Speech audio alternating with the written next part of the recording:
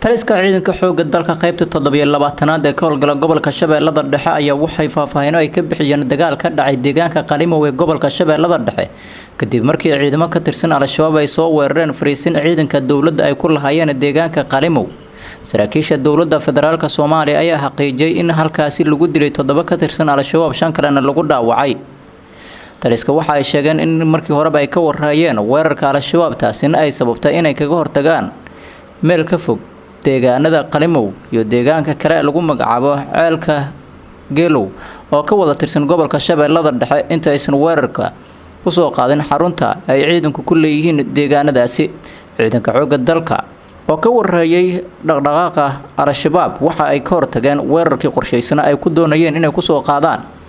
saldhigga ciidanka militariga ay ku leeyihiin Qalimow ayaa lagu yiri war ka soo baxay taliska ciidanka xoogga dalka qaybta 27aad ee ka howlgala gobolka Shabeellada Dhexe.